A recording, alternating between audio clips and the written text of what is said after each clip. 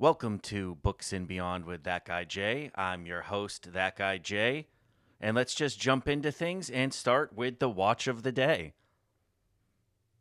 Today's watch of the day is my Hamilton Khaki Field, also known as the Murph. This is one of my favorite watches in my collection. It is an extremely special watch to me, and it is one that I will keep forever. This watch was a gift last year for my 40th birthday. And we'll actually get into that later, but today we're going to lean into the beyond portion of Books and Beyond, and this episode is going to be all about watches. Specifically, this is going to be about how I went from owning no watches, not being a watch person, to becoming watch obsessed in the span of just a couple of years. So let's just dive into it and start at the beginning.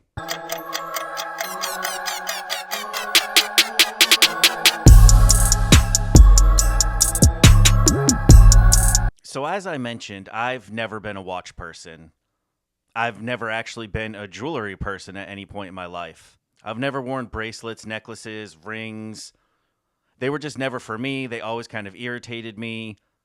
I am a tech person, however, so years ago when the Apple Watch first came out, I had to give it a try, and I thought I was going to love it because I, in general, love all things tech. But at the time, I just couldn't get used to having something on my wrist. And I went from wearing it every day for the first couple weeks to wearing it every now and then. And then I got rid of it because it just was not serving any purpose for me. So how did I end up here where I have multiple watches? I do a watch of the day as part of my podcast because I love watches so much. It's kind of a funny story because I got into watches by mistake, 100% by mistake. Since getting injured, one of the things that I've done for money, since I don't work a traditional job, is reselling. I tend to mostly resell books because books are a huge part of my life. They're kind of something I know, and that's my main bread and butter, if you will. But I've also resold just about everything along the way. If I come across a good deal, I take it. If I come across a lot of things that can be profitable, I buy it. And that's exactly how I ended up in this watch-loving position today.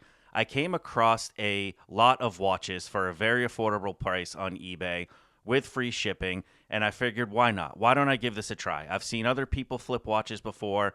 There seems to be some profit in these. And it was very affordable watches, basic watches. It was some old Timexes, some old Casios, and nothing really spectacular. But I got that lot for about $20, and I immediately realized that they all needed new batteries, and that's something that I had never really done before. So I dove into the research portion of this. I figured out what batteries I needed. I figured out how to change the battery on each of these watches. And I was able to do that. I got them all working. I got them all listed on eBay, and I sold all of them. I didn't make a killing. I sold them for probably a total of around $80, and I had $15 plus some cheap batteries into them. It was a win, but not a massive win. But what did happen is, in the process of researching these, I fell down the rabbit hole of watches. I realized that what I had were quartz watches, and there was a whole separate category for mechanical watches, which then had different subcategories of automatics, chronographs, world timers, GMTs, all these different things. And I just started reading out of curiosity because like I said, I knew nothing about watches. I knew that a lot of people love them. I know that there's a huge market for them. I figured maybe I could learn a little bit more and I could start keeping an eye out for good deals on watches at thrift stores, on Facebook Marketplace, on eBay. And who knows, maybe I would come across some more. And I actually did. I came across on the Watch Exchange on Reddit. I bought another lot of watches, and I was able to flip all of those and make a little bit of money on each of them. I think I paid about $11 each for a lot of 8 watches, and I sold them for an average of $27. Again, not huge profits, nowhere near the level that you see like these guys on 47th Street who are flipping Rolexes on the daily. It was nothing like that, but it was definitely enough to pique my interest. And as I read more and more about mechanical watches in particular, I realized that this might be something that I could be interested in. I don't remember where I first saw it, but I saw someone compare the movements in watches to the engines in cars. I'm originally a car guy. Like, my oldest hobby is being a car fanatic. All throughout my childhood, all throughout my teen years and into my 20s, I was heavily into cars. I was into modifying cars, I was into racing cars. Cars were kind of my life at one point. So even hearing a comparison to cars, I was like, oh, that's really cool. And I found out that there is a long history of cars being tied to watches, whether it be Tag Heuer making Carrera watches after the Porsche, or super high-end Bugatti watches. There's a long lineage of watches and cars going hand in hand. So from here, I did what I usually do. I checked TikTok, I checked YouTube, I started watching videos, I started learning more about the different types of watches, and I found out that there's all these subcategories. There's dive watches, there's dress watches, there's Swiss made watches, there's Japanese made watches. If you go back far enough, there used to be American made watches. We don't really have that anymore per se. There's still American companies, but not much is really made here. But that's besides the point. But either way, I got really into the movements. I started watching some channels that would do watch repairs, and I got to see them fully take apart the watch movements and just really see the internals. And I was so amazed by the fact that the technology with watches has improved, but not greatly. In theory, they've been making watch movements the same as since the 1800s with pocket watches that everybody used to carry. The principles are all the same. Everything is driven from a small mainspring internally in these watches, and through a series of very complex gear ratios, they're able to tell the time and do all sorts of different things. And I found it so fascinating. So after my first few lots of watches and successfully selling them, I decided that maybe I should try getting a watch and see if I can wear it every day. And I decided to go with a watch that I saw on TikTok. It's the Casio AE 1200, often referred to as the Casio Royale. I've actually worn it on the podcast before.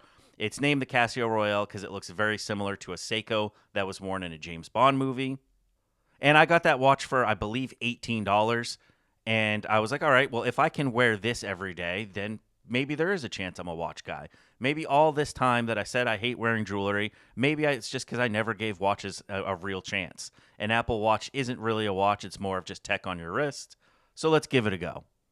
So I got the Casio Royale, and I wore it, and I loved it. I started wearing it every day. I would fall asleep in it sometimes because I wouldn't even take it off at night. I got so used to wearing it that it became second nature to put it on every morning. And it's still actually one of my favorite watches. It's so affordable, but it's so fun. It's got an analog clock. It's got a little map of the world where you can show the different time zones. It's got so many little features. But what I truly wanted was I wanted the mechanical watch. I really wanted to try one of those. But again, I'm on a budget. I don't have a lot of money to spend on watches. So I went further down the rabbit hole trying to find affordable mechanical watches. And that's how I came across AliExpress watches and a lot of watches that are made in China. These are somewhat controversial in the watch world because a lot of them are what's called homages. And depending on the watch you get, it's either an homage or in some cases it is just a direct clone of a name brand watch. I try to stay away from those. I feel a little bit weird about the fact that they're just ripping off intellectual property like that. But some of the homages are actually fantastic. They have their own slight changes. They make it their own, but it's definitely inspired by a certain watch. And that's a theme that's actually really common within all watches. For decades, almost every watch brand has made their version of a Rolex Submariner. It's probably the most copied watch in the world. And some are more closely copied than others. Some I would call homages, some I would call ripoffs. But that's kind of getting into the weeds here. But what I found was I fell in love with a Seiko. It was in the movie Apocalypse Now. It's often referred to as the Captain Willard, named after the character in Apocalypse Now. It's a cushion case design. It's a very unique look. Seiko made a lot of models like that throughout the years, but I really fell in love with this design. And there are several Chinese companies that sell them on AliExpress for super affordable prices. So I ended up going with one from a company called Addie's Dive. And since I was a first-time buyer, I got all these coupons. I think I ended up paying about $65 for this. And the cool thing about these watches is they actually use a Seiko movement. So these companies purchase movements from Seiko, and they are allowed to be using them.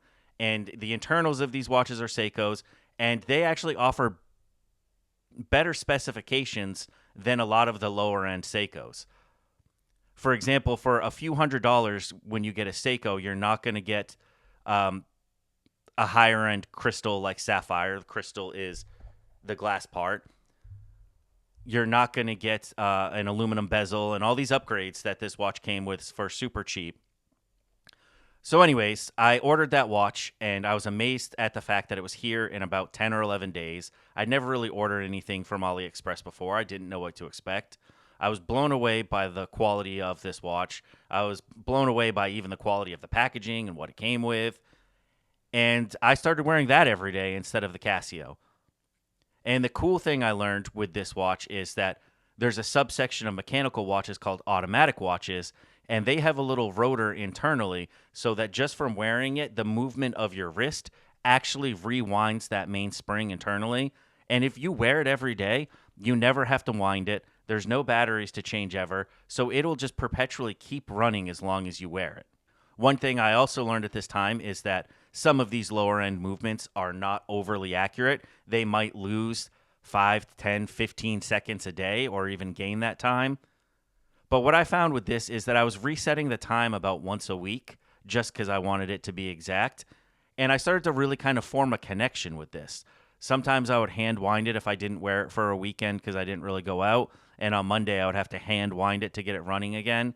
And setting the time once a week like that, I just really started to form some type of attachment to this. And I really liked the slowing down and the kind of ritual of setting the time, putting my watch on. It only takes about 45 seconds to a minute, but it's that one thing you do in the morning. You kind of just sit there, you set the time on your watch, you get it wound, and then you're off with your day. It's just a moment to really kind of slow down, and it's very mechanical. It's very different from just looking at your computer or any of the endless technology that we have around us that can tell us the time super accurately. In the modern world, there isn't necessarily a need for a watch, but I found that I really enjoyed having one. So from here, I just continued to read and watch videos. There's some great YouTubers out there. Teddy Baldessar comes to mind. There's some great TikTokers. Chronometer Check is another one. He also has a Facebook group called Affordable Mechanical Watches, where there's just endless information. And this rabbit hole was so much deeper than I anticipated. There's so much more to watches than I could have ever imagined. There's so much more community around watches than I expected. I mean, I even went to a watch expo last year and nerded out in person with different watch brands, talking to their reps, talking to fellow watch enthusiasts. It was a fantastic time. The watch community has been super fun to get involved with. My watch collection now has grown quite a bit. Almost all of my watches are super affordable. I have a lot of Casios, all of which are under $25. I do have a few mechanical watches, and that kind of leads to my Hamilton here. And this is where I learned that there is a whole other aspect to watches that I really, really enjoy.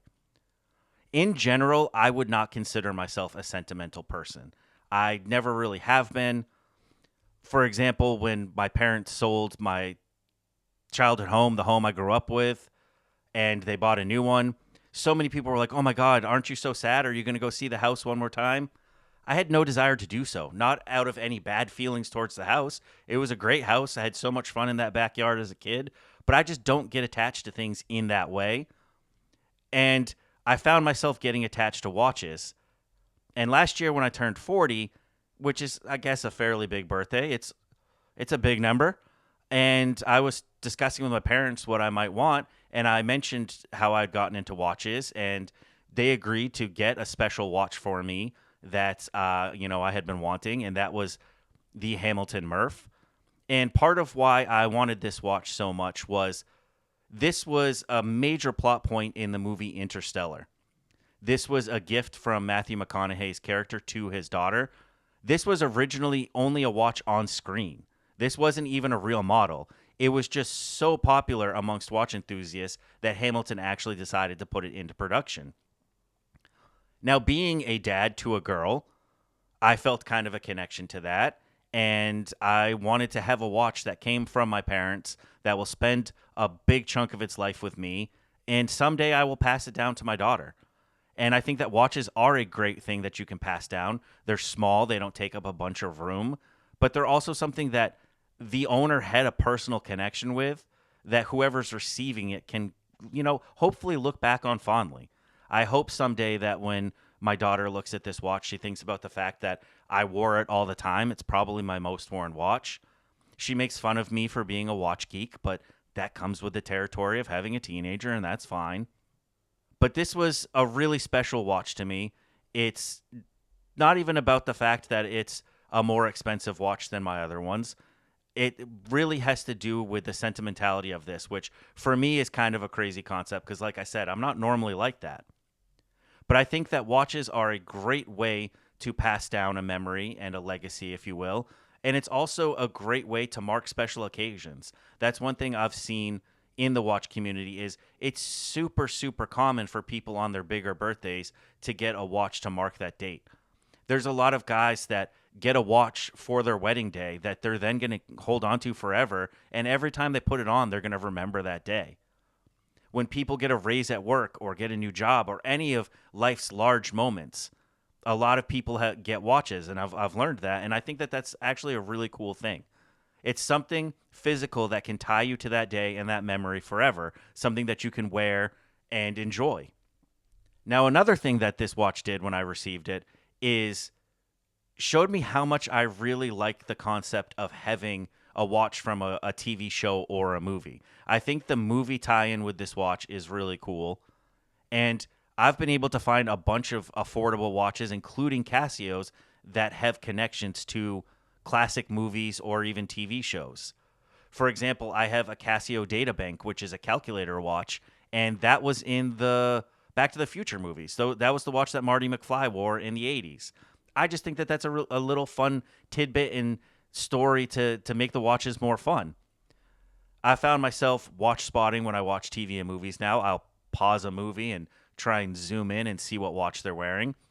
I have another Casio that Channing Tatum wore in a movie. I have a Casio Duro, which is definitely an homage to the Rolex Submariner. And I have it on a particular NATO strap that makes it look just like a Rolex that was worn in the original James Bond movie by Sean Connery. Those original Rolex Submariners, I believe, are six-figure watches. They are super rare nowadays because I believe it's a model from the 1950s. I do not see myself ever in a position to justify owning one of those, but I think that having an homage that looks very similar, and I know what I was going for with the look of it, I think it's just very fun. It adds a whole nother level to the watch collecting. I'm not the most fashion conscious guy out there. I dress pretty basically, but I have found it a lot more fun to put outfits together, building them around the watch, because that's what I do now. I start with the watch and then I figure out what I'm going to wear around that. So that's been a fun way to just, mix up my fashion sense a little bit, if you will. And overall, like I said, the community has been amazing. And I think that that's like the book talk community. This is just a community that I happen to fall into, and I've talked to and met some great people along the way so far. I was so excited to go to an in-person event because, again, with my injury, I don't get out a ton. So going to Wind Up Watch Expo last year in the fall was such a fun time. And it was amazing meeting all of these different people from all of these different brands, because at this event, there were some smaller brands where some of the owners were actually there, and they're so excited about their product, and they were so excited to show it to you, let you try it on, tell you every little nerdy fact about it, which I love. I love all the different specs for them. There, you can get real deep in the weeds when it comes to water resistance, when you get into different complications within the mechanical watches, when you get into the accuracy of some of these watches. There's some high-end watches that only lose maybe 1 or 2 seconds a day, which for a mechanical device running off a spring is just unbelievable to me. And again, meeting the other people. Like, I ran into Chronometer Check, who is fairly large here on TikTok. He makes amazing content. And it was so nice to just walk up and be able to chat with him. And he was excited to meet everybody. And there were some larger YouTube creators there that have been in the watch industry for years. to the level where they even have influence on watch design, where they collab with different brands and help design them. It was just such a good time. And it's such a welcoming community. I found that watch people, whether they can afford Pateks, which cost upwards of six figures, or guys who are just into Casios, there's that common link of just being into watches, and everybody is super friendly, and everybody is just into talking about something very niche and nerdy. I've spent the last roughly 2 years getting affordable watches, getting a couple higher end pieces. Well, higher end to me, they're still considered budget watches in the watch world because the prices of watches can get really crazy really quickly. Just for a little bit of info, a Rolex Submariner costs around $12,000, and that's still just scratching the surface of how expensive watches can get, especially Swiss watches. But anyway, I have what I would consider a little bit higher end pieces for myself and my budget. But I've gotten a ton of more affordable watches, and I've just spent the last couple years really trying to fine tune my taste, learn what I like, learn what I don't like, and that's been a fun journey as well. Being more limited in what I can do nowadays because of this injury, like I said in previous episodes, I don't get out a lot. I can't walk very well. I am homebound a lot, so I found a lot of enjoyment in collecting. It's become my new favorite hobby, whether it be books or watches. My hobbies used to be a lot more active, but I'm happy that I'm finding things that fit my current level of activity, my current capabilities. And again, I know I just said it, but it really all comes back to community, and it's been so fun, whether it be books or watches, just finding people with common interests and making new friends in an online landscape has been so helpful for me because I am often trapped at home. And it's just been a really good time. In the future, there are lots of other watch creators that I would love to get on here and nerd out about watches. I know that that may not be for everybody. I think a lot of people tune in from Book Talk. If you're still here, I appreciate you listening to me yap about watches, and I will be doing more of it in the future. I do want to start branching off more into the beyond portion of this podcast. I named it Books and Beyond so that I wasn't just pinned down with books. I do have some other hobbies that I would like to get into. At some point, I would like to go more into cars. But for now, this has been my origin story as a watch collector, if you will. Like I said, I will be discussing it more in the future. As always, if you could please take a second to just like, share, subscribe, review, any of the things, hit any of the buttons. It truly helps so much to get this out there to more eyes.